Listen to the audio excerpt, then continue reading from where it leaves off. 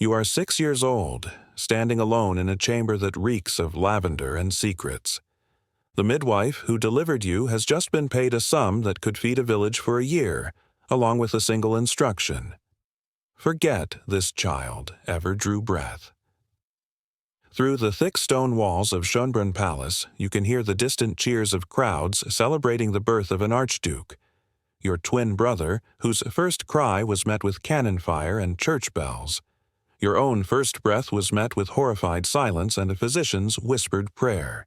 Your almond-shaped eyes, the flattened bridge of your nose, the single crease across your palm, these are the markers that have already decided your fate. You are royal blood contaminated, divine right questioned, a walking contradiction to everything your family has built their empire upon. And so you will be erased, not killed, that would require burial rites and records, but removed from existence as thoroughly as if you had never been born at all. Outside this room, artists are already painting your brother's official birth portrait, a single, healthy heir, the only child born to the emperor on this date in 1761. You, the secret twin, will become a phantom in your own family's history, a ghost who breathes. Before we journey deeper into these halls of calculated disappearance, if you're finding this exploration of history's hidden corners compelling, I'd be honored if you'd hit that like button and consider subscribing. And please drop a comment telling me what corner of the world you're listening from right now. I'm genuinely amazed that we can sit together across continents and centuries, connected by nothing more than curiosity about the stories they tried to bury. Your presence here gives voice to those who had none. The children you're about to encounter existed in the margins of the most documented lives in human history.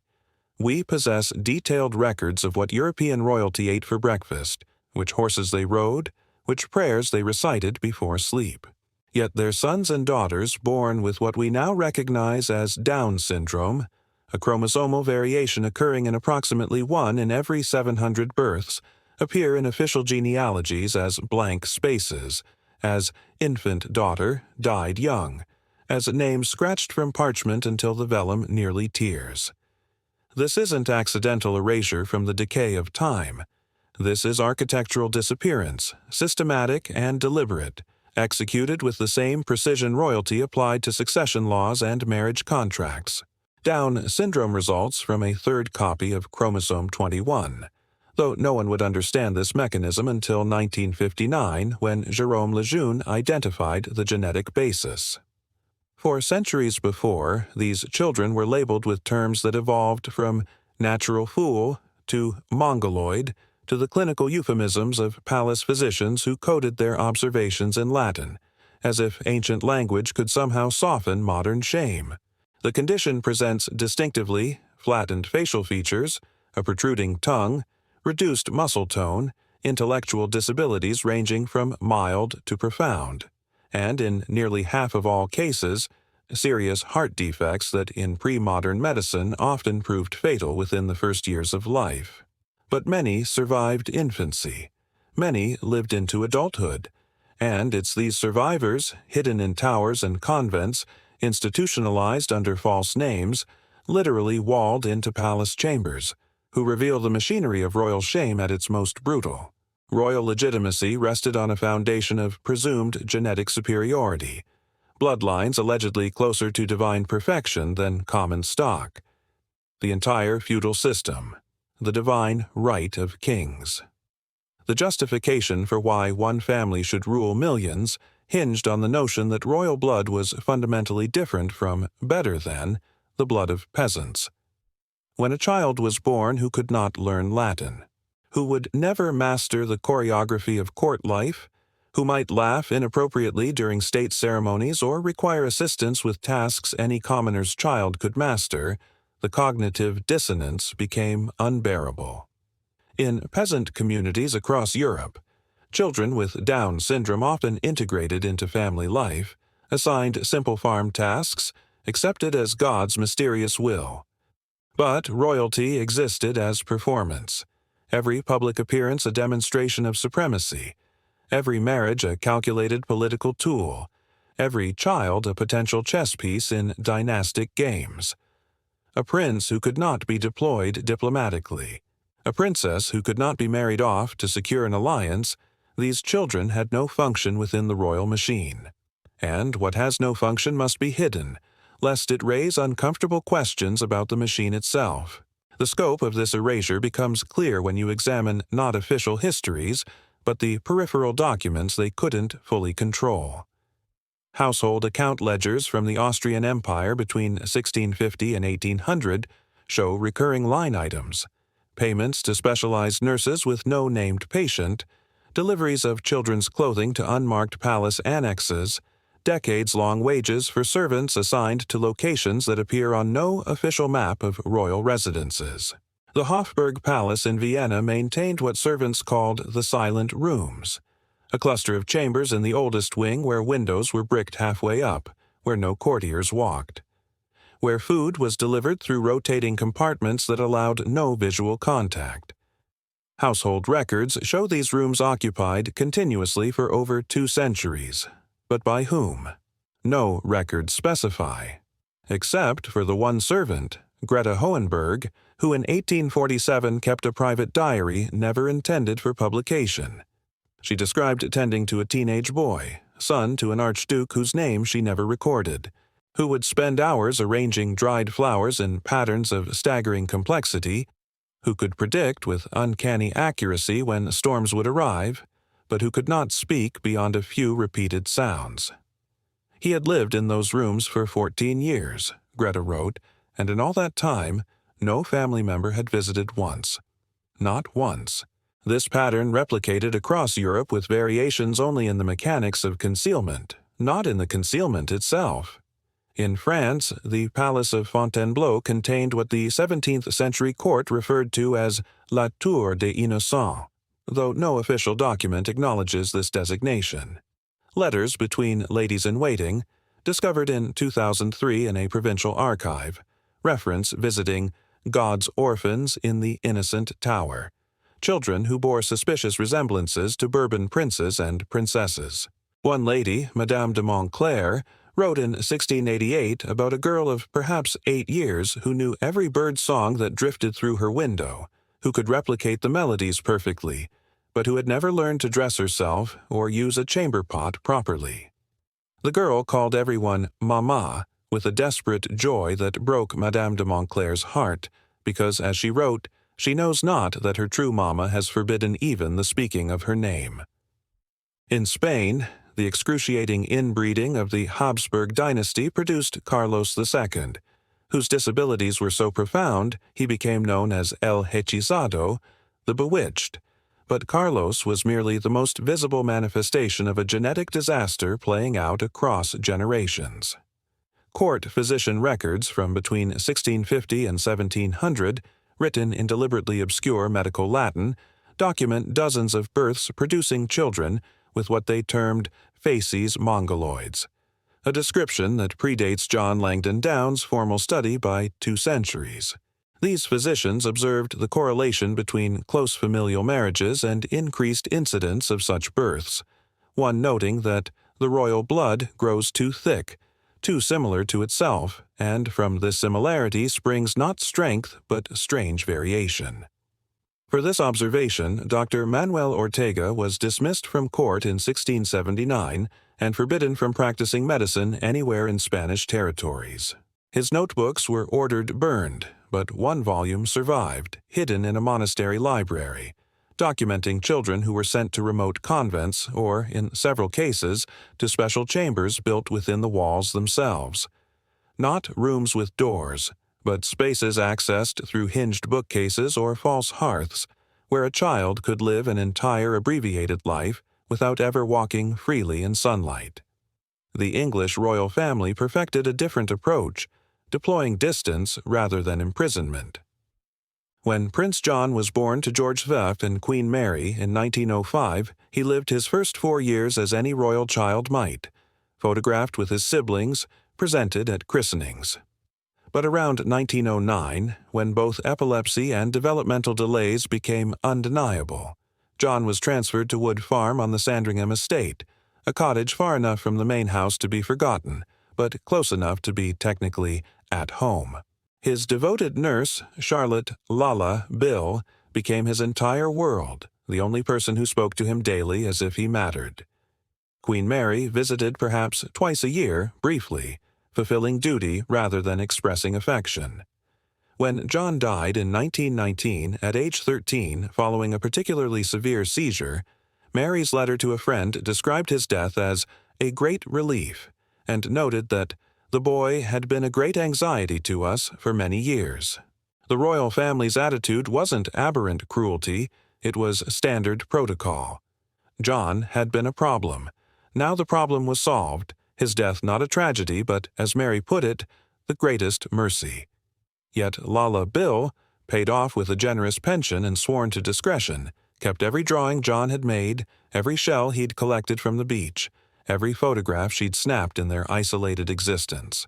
After her death in 1964, these artifacts were discovered, and they told a radically different story than the official narrative of merciful release. They showed a boy who laughed, who loved music, who had a gift for identifying bird species, who experienced joy in a life the palace deemed not worth living. The protocols of disappearance varied by dynasty, but followed recognizable patterns, a playbook of shame refined over centuries. First came the immediate sequestration following birth before the child could be publicly presented or formally named. Midwives and physicians in attendance were paid substantial sums and bound by oaths enforced by threat of imprisonment or worse. Parents were often not permitted to see the child after the initial horrified assessment. The infant removed while the mother was still recovering, told either that the baby had died or, in more elaborate deceptions, that the child had been born gravely ill and required specialized care elsewhere. Within days, the child would be transported, usually at night, to whatever location had been designated: a remote estate, a cooperative monastery or convent, a private institution, or, in the grimmest cases, a converted storage room or unused tower within the palace itself, sealed off from the corridors of power. Second came the documentation purge and fabrication. Birth records would be altered, the child's name removed or marked deceased, genealogical charts rewritten. In families that practiced meticulous record-keeping, you can sometimes see where parchment has been scraped clean or where pages have been cut from otherwise intact registries. Painters commissioned to create birth portraits would be turned away, their partial sketches destroyed.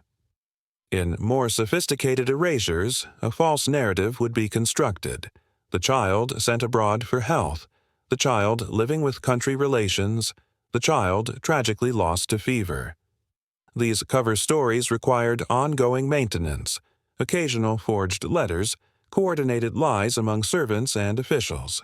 The Russian Grand Duke Vladimir's family maintained the fiction of a daughter who had gone to live with an aunt in the Crimea for the restorative sea air, a fiction sustained through decades of reference to her continued delicate health in letters, when in reality the girl had never left a specific tower room in the Alexander Palace, tended by rotating nurses who were forbidden from learning her name or speaking about their assignment. Third came the isolation protocols for those children who survived infancy. They lived in worlds of extraordinary sensory deprivation, rooms with minimal furniture, no mirrors that might allow self-recognition, no windows low enough to see out properly. The goal wasn't comfort, but invisibility, creating spaces where a child could be sustained but not seen, fed but not heard, kept alive but not allowed to live. Servants assigned to these children were carefully selected, usually older women past childbearing age, often widows with no family connections who could be trusted to remain silent. They were forbidden from speaking unnecessarily to their charges, from teaching them more than basic necessities, from forming emotional attachments. Meals were delivered on schedules designed to prevent routine encounters with other palace staff. Chamber pots were collected during hours when corridors were empty. In some palaces, specific staircases were designated for this purpose, servants' routes that ensured the hidden child's caretakers never crossed paths with the official household. Fourth, and perhaps most chilling, were the protocols around death. When these hidden children died, often young due to the heart complications associated with Down syndrome, or from the diseases that spread easily in isolated, poorly ventilated spaces, their deaths were handled with the same secrecy as their lives. Bodies were removed at night, buried in unmarked sections of royal crypts, or, more commonly, in local parish cemeteries under false names or no names at all. No death announcements were made because officially these children had never lived or had died in infancy years earlier. The servants who had cared for them were typically dismissed within days, paid off, warned again about the consequences of speaking, then scattered to prevent them from comparing experiences and realizing they weren't alone in their knowledge. In particularly paranoid dynasties, there's evidence of even darker measures. A letter from 1732, written by a dismissed palace nurse in Bavaria to her priest and discovered only in 1989, speaks of being present when a royal child with the features of innocence but the understanding of an infant died at age 9, and watching as court physicians prepared not one body for burial, but 2, a second corpse of similar size and age procured from a local orphanage. The royal child was buried in an unmarked pauper's grave, while the orphan's body received a small ceremony at the royal crypt, allowing the family to perform. Grief for a child who had officially died in infancy, but whose remains were only recently recovered. The cruelty was bureaucratic, systematized, a machinery of disappearance operating with the efficiency of any other court function. Consider the Ottoman Empire's approach, culturally distinct but functionally similar. When Sultan Murad III's son was born in 1582 with developmental disabilities obvious from infancy, Ottoman succession law posed unique challenges. In a system where princes routinely killed brothers to secure the throne, a son who could never credibly rule but whose very existence might spark succession disputes presented impossible complications. The solution: the cafés, or cage, a luxurious prison within Topkapi Palace where potential heirs were kept in isolation. For typical princes, this was political quarantine. For this particular prince, whose name appears nowhere in official Ottoman records, it became a lifetime sentence. Accounts from palace eunuchs, documented in personal memoirs written decades after the fall of the empire, describe a man who lived to age 42 in a series of chambers, never once leaving, attended by deaf mutes who could not speak of him even if they wished to. This prince, according to one eunuch's account, became obsessed with tiles, spending years creating elaborate mosaic patterns on every surface of his rooms using fragments of broken palace ceramics, transforming his prison into a kind of mad chapel of colored glass and clay. When he finally died in 1624, his rooms were stripped, the tiles smashed, and the space converted to storage.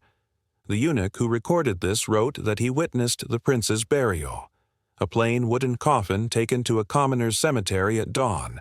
No prayers, no marker. 42 years of life reduced to an inconvenient disposal. The mechanisms extended beyond physical isolation to linguistic erasure, carefully controlled vocabulary that made these children speakable only in the most oblique terms. Palace correspondents never named them directly. They were the difficulty, the family burden, that unfortunate matter, God's particular mercy, each euphemism a tiny act of annihilation, removing personhood through grammatical obscurity. In Catholic dynasties, religious language provided convenient cover. Called back to heaven prematurely. An angel who could not remain in this fallen world, taken by God in his mysterious wisdom. These phrases appeared in private letters and journals, allowing family members to reference the children without acknowledging they'd lived as human beings with needs, feelings, experiences. Protestant dynasties favored medical euphemism, mental deficiency, arrested development, nervous debility requiring constant specialized care. Both approaches achieved the same end, creating a vocabulary of disappearance, where you could speak about the child without ever speaking to them. where their existence could be acknowledged in abstract terms while their humanity remained firmly denied. This linguistic erasure was so thorough that when historians began recovering these stories in the late 20th century, they struggled to even identify the children being referenced, as documents would refer to the matter resolved in 1702 or that child sent to the appropriate facility without any clarifying details that might make the individual recoverable to history.